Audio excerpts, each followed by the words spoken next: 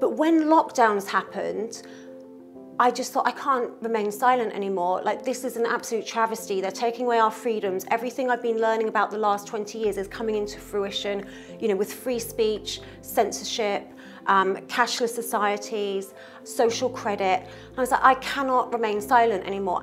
Today on British Thought Leaders, I sit down with Leilani Dowding, social commentator and media personality. Leilani talks to us about the World Economic Forum, the role big tech and mainstream media are playing in contemporary society, and how the lockdowns made her want to speak out. I'm Lee Hall, and this is British Thought Leaders.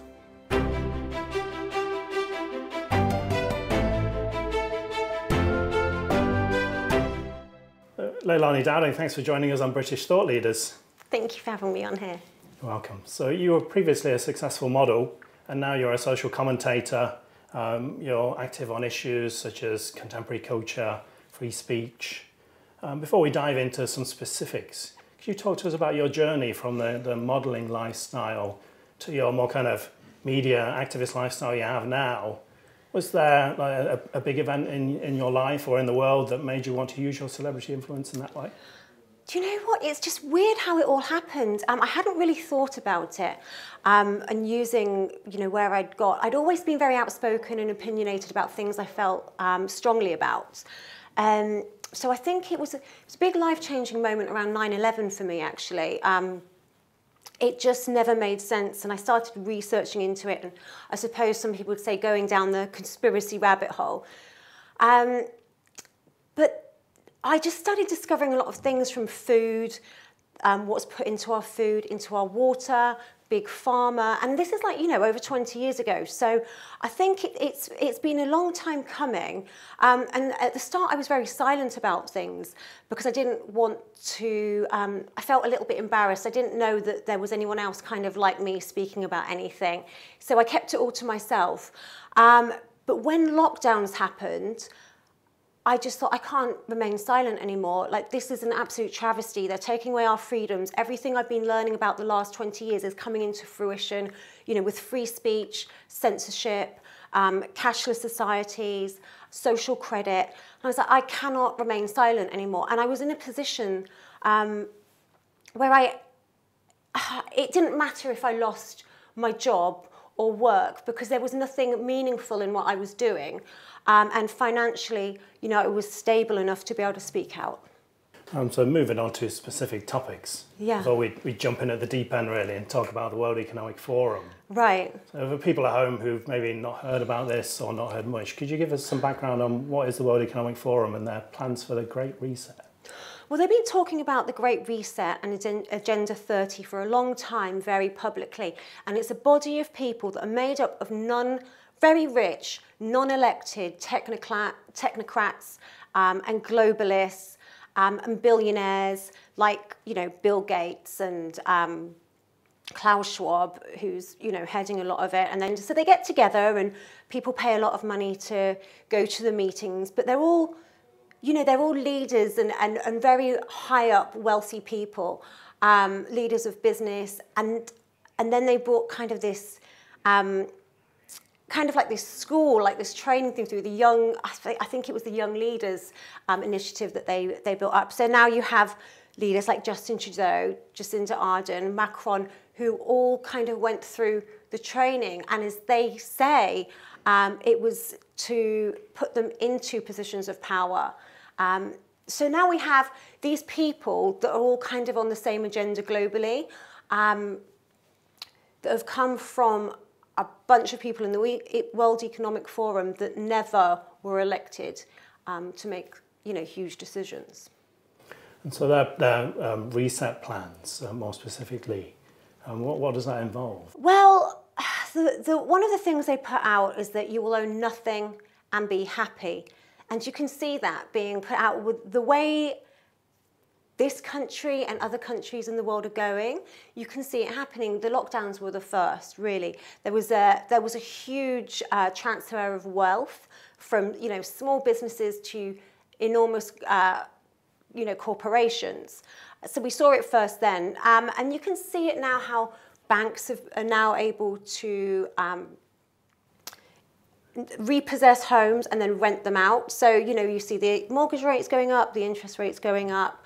There'll be a lot of repossessions. They can take people's homes, and instead of having to sell them, they can keep hold of them and rent them out. So again, people are going to own nothing.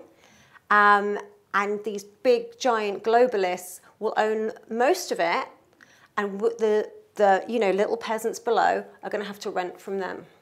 It sounds almost hard to believe, this idea people will own nothing and they'll be happy about it. It feels like a push towards communism, really. I think so, and it's a lot of programming as well. There's a lot of programming going on. If you look at books like that Aldous Huxley made, The Brave New World, right? There's conditioning and there's programming. So the more they keep repeating it over and over, you'll own nothing, you'll be happy, you don't need to own anything, you can rent it, renting is freedom, all of this stuff. It's kind of the opposite. It's an inversion of everything. Like, you know, if you own your own home or you own your own car and you're not kind of indebted to people all the time, then you're going to be a lot freer.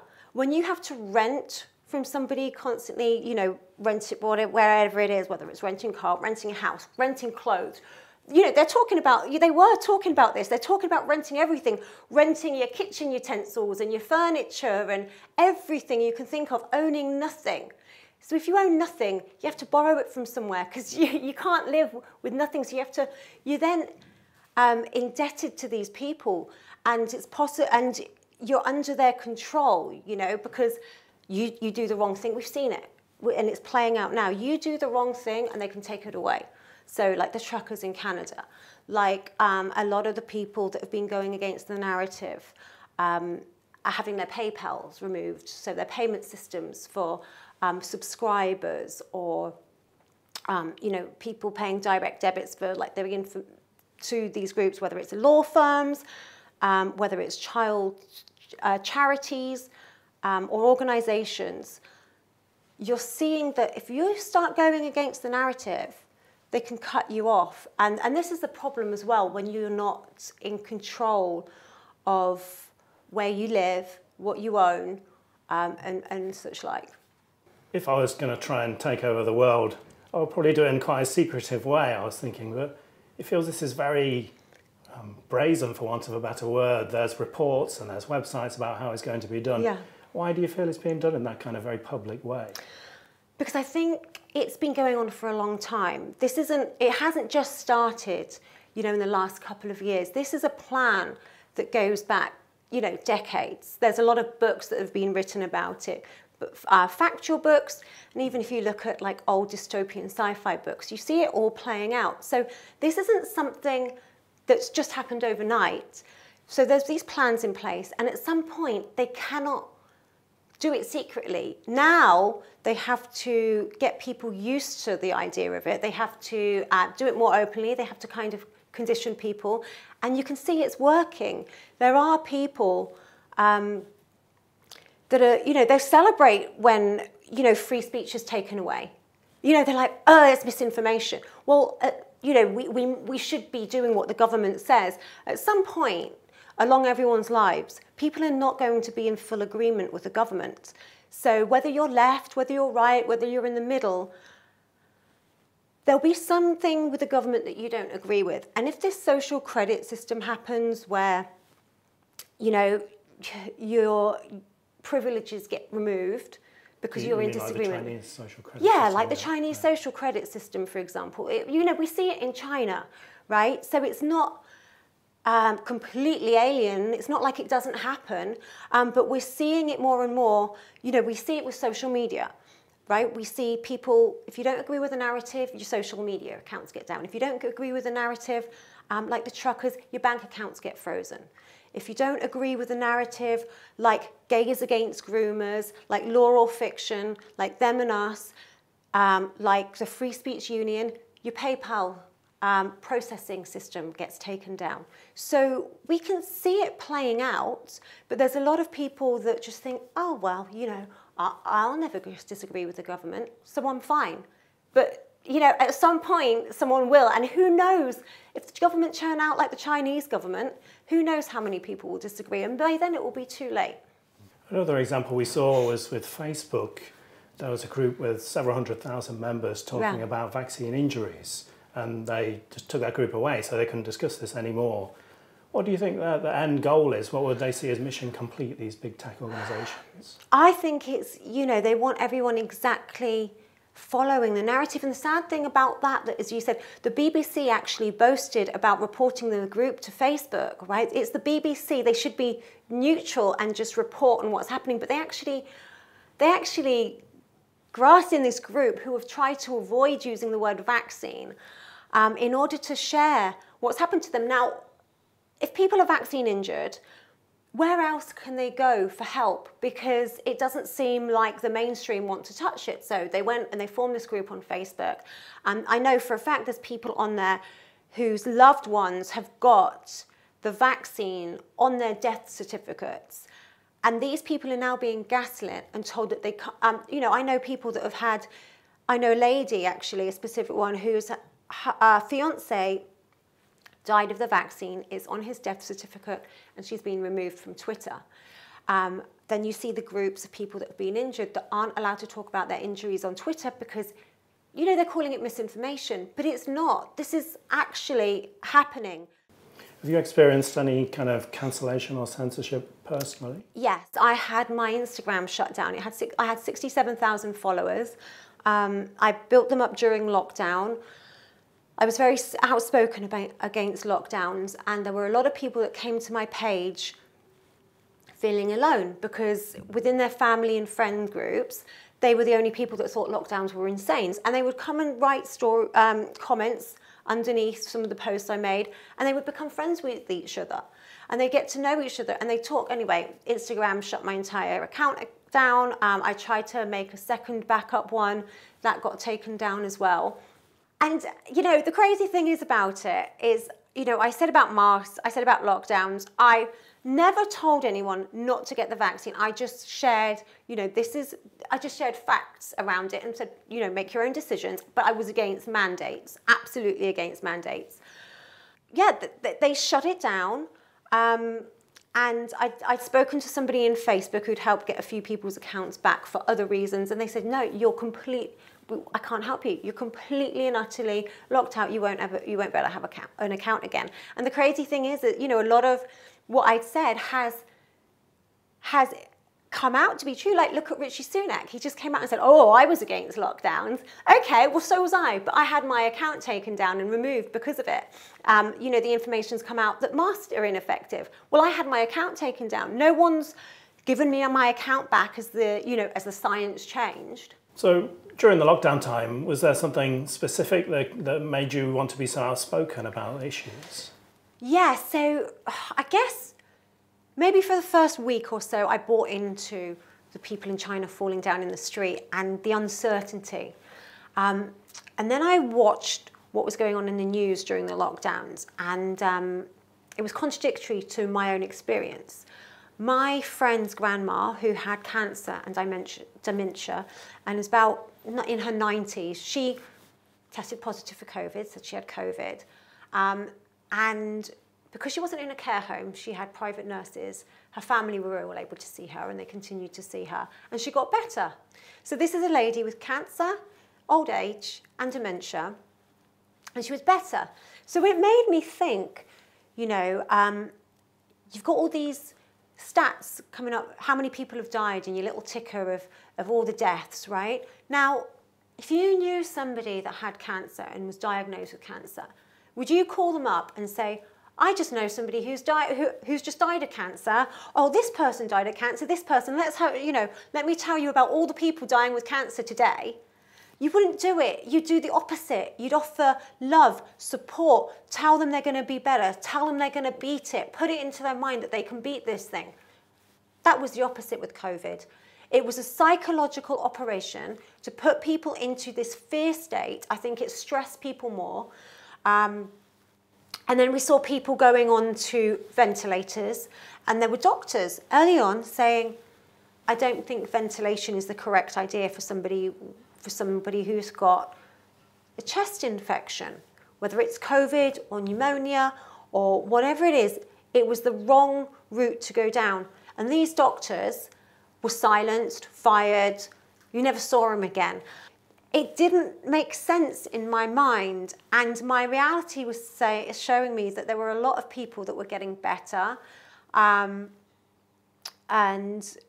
there were a lot of people, you know, I was going out to the protests and people were like, you're going to be a super spreader, you're going to bring it back. I never got sick.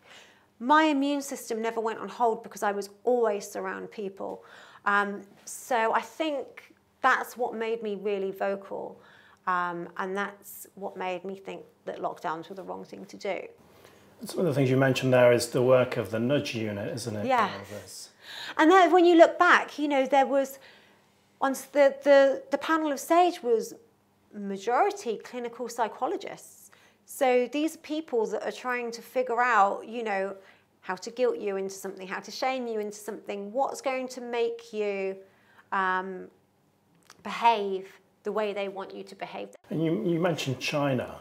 It feels a lot of these tactics are kind of Chinese Communist Party ways of dealing with things. Let's lock everyone in their house, take away their freedoms. Yeah. Why did we so happily import all of those types of things? This is what baffles me. We were so happy to give our freedoms away because people thought it would make them safer. And I think there was just, you know, the government paid all this money to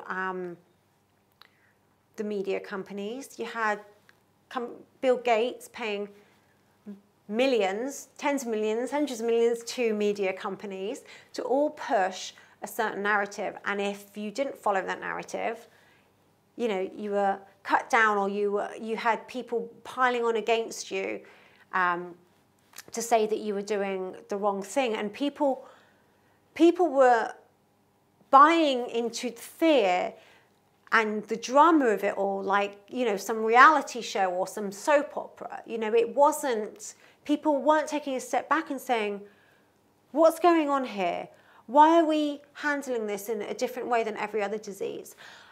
They threw out all the planning that they'd ever done before, which was to isolate sick people, and they put healthy people, they isolated and forced healthy people into quarantine. And that, to me, that alone, like, just had so many red flags. There was never a push for health. They were letting McDonald's be open while they were closing gyms and sports facilities and parks, and not letting people get exercise, not letting people get fresh air. And that, to me, is the opposite of anything healthy. So obviously, as a model, you celebrated your feminine qualities, and it was kind of part of your work there. So, but in recent times, it seems feminine qualities and the concept of being a woman is basically under attack, and it's seen as weak to be feminine, and you should be competing with the males. Whereas with the males, it's said you should be more feminine, and masculinity is toxic. Yeah, so this is a crazy one to me. I don't think there's anything, I think it comes down to this transgender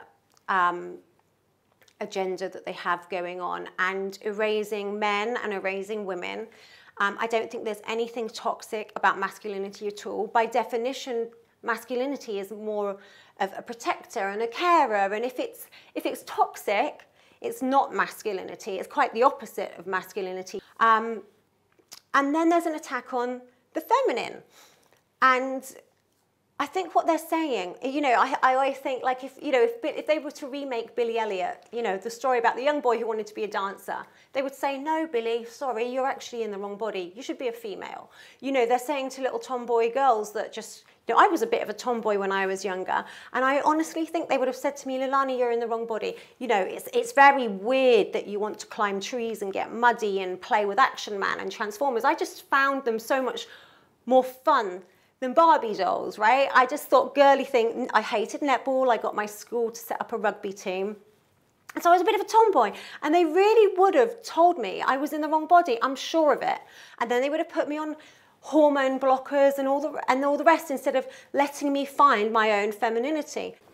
On a similar issue, I've noticed it's quite a celebration of very overweight female figures as well. It's never done with males. If a man is considerably obese, he's not brave. But for females now, they're saying, "Oh, you're so brave. You're massively obese," and they're calling it body positivity. How is it body positivity when you're damaging your body. You know, this, I remember when the very stick thin heroin chic thing was in place, and there was so much outrage about it, and rightly so. You know, it was very damaging and not good for girls to be anorexic.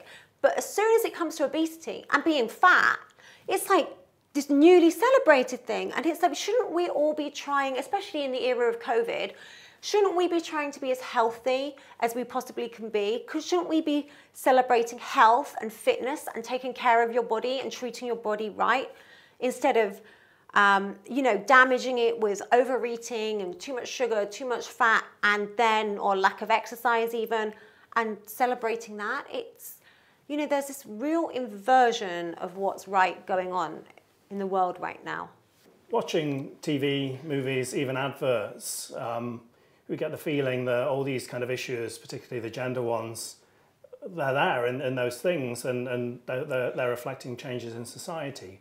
Is that really the case? I think they're pushing an agenda, because if you look at the reality of how many people say are transgender, it's such a small proportion. But, you know, now it's the correct PC thing to do, to have a transgender or a drag queen or something other in your movies and in your TV shows, or, you know, as the lead on a Broadway show or whatever it might be.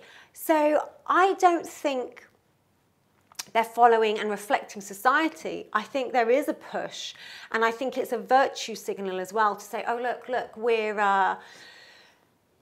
woke and we're awake and we're accepting of everybody. But it is a push, and I think it confuses young people. You mentioned food before. There's been a push in recent times towards eating organically. Yeah. What do you think should happen in this area? Should we be eating organic all the time? Should we be against pesticides? So I think it's a hard one. I try and eat organic as much as I can. Obviously, there's a price issue in there. You know, it's a lot more expensive, and then a lot more people can't afford to eat organic as I can.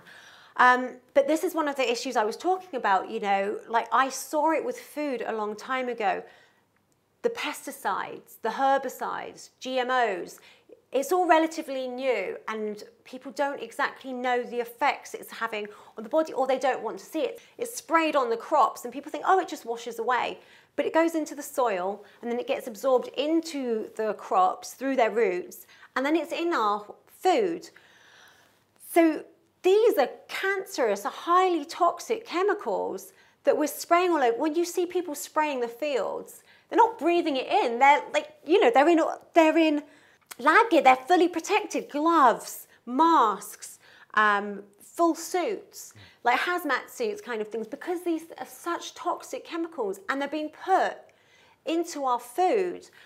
So it doesn't surprise me as well that there's a lot of allergies coming, food allergies, and we have to really explore whether the food allergies come from the crop itself, or what's being sprayed onto the crops and put into the soil.